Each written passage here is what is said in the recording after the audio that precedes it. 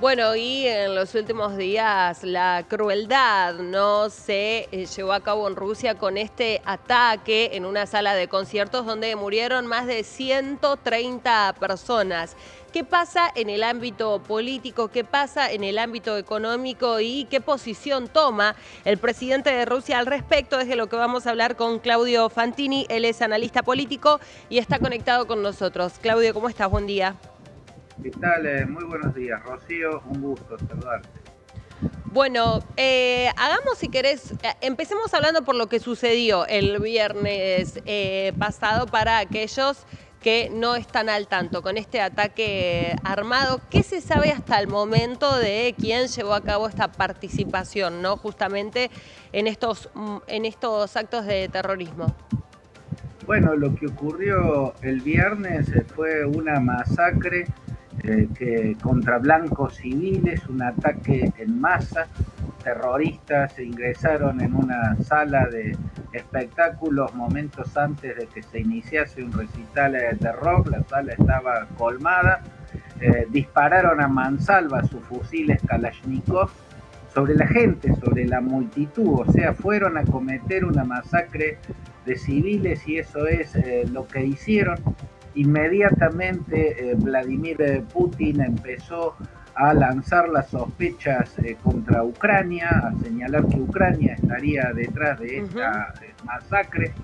Estaba mal parado políticamente Vladimir Putin porque Estados Unidos le había advertido hace un par de semanas que los aparatos de inteligencia norteamericanos estaban detectando señales de que se preparaba un atentado en masa en Rusia y que provenía de aparentemente de sectores islamistas radicalizados. Desoyó esa advertencia diciendo que era un intento de Washington de desestabilizar políticamente a Rusia.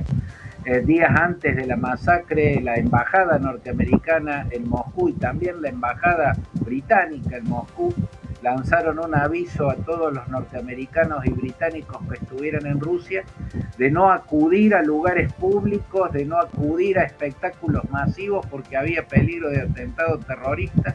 Vladimir Putin dijo que eso se trataba de un intento de sembrar el pánico en la sociedad rusa.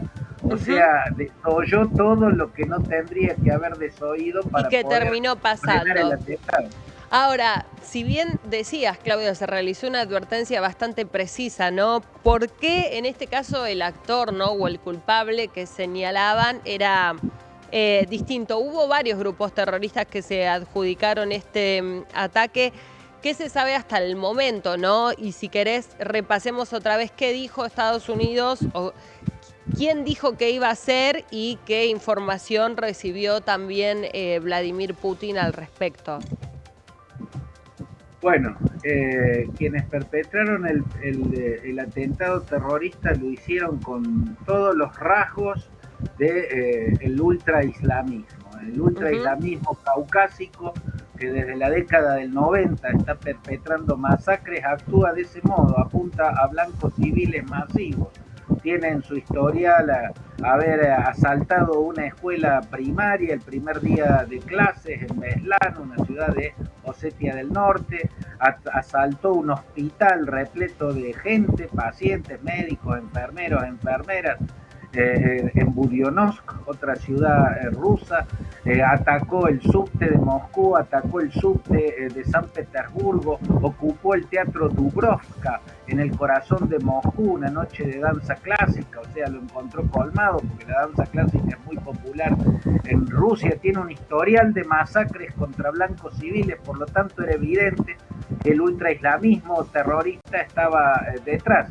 Horas más tarde lo asumió ISIS-K, ISIS-K o ISIS-Khorasan, es un brazo de ISIS en Afganistán que está en guerra contra los talibanes y también le ha declarado hace tiempo la guerra a Rusia porque los militares rusos combatieron a ISIS en el califato que tenían en Siria y en Irak.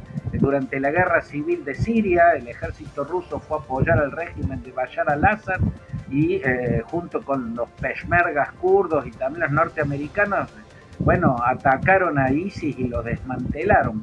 Entonces estaba en guerra el ISIS-K. La K viene de Jorazán, que es una palabra que en farsi, la lengua que se habla en Irán, significa donde nace el sol, porque era el oriente del antiguo imperio persa, ¿no? Que abarcaba el este de Irán y parte de Afganistán, Pakistán, Tayikistán, Uzbekistán y Turkmenistán. Todo eso era el Jorazán en el antiguo imperio persa. Eso es lo que intentan convertir en un califato los ISIS Jorazán.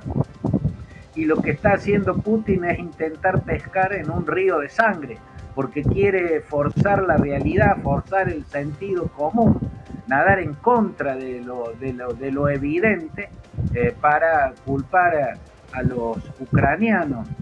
No hay forma de creer que esas personas, esos 4 tipos magullados que exhibió, evidentemente torturados, y de origen tayiko, sean los verdaderos autores. Normalmente los autores de los atentados terroristas son yihadistas que se inmolan en el atentado mismo o mueren después resistiendo a los balazos a quienes intentan capturarlo. Claro. Los capturaron.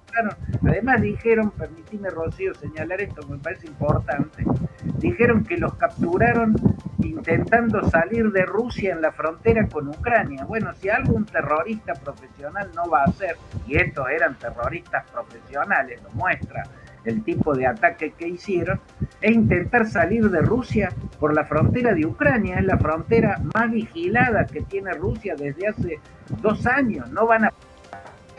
El ruso está desplegado. Claro. Toda la frontera, es imposible atravesarla. O sea, lo que estamos viendo es a Putin tratando de hacer lo que hicieron en su momento Bush hijo, Donald Rumsfeld, Paul Wolfowitz y Dick Cheney, cuando lucubraron la patraña de las armas de destrucción masiva de Saddam Hussein para justificar, tener un argumento justificativo de la invasión a Irak. Bueno, lo que está haciendo Putin es querer justificar lo que seguramente pueden llegar a ser bombardeos de saturación demoliendo las principales ciudades ucranianas. Bueno, y ese es el punto ahora, ¿no, Claudio? Ver, digamos, qué siente, qué puede hacer desde ese lugar, más allá de que, según nos precisabas, no hay indicadores, ninguno, digamos, que puedan atribuirle la responsabilidad de este acto, en este caso a Ucrania. Te agradecemos mucho el contacto y que nos hayas traído también el análisis profundo, ¿no?, de lo que pasó con, bueno, este acto, ¿no?, que se terminó cobrando la vida de más de 130 personas. Gracias. Abrazo grande, Rocío. Otro para vos.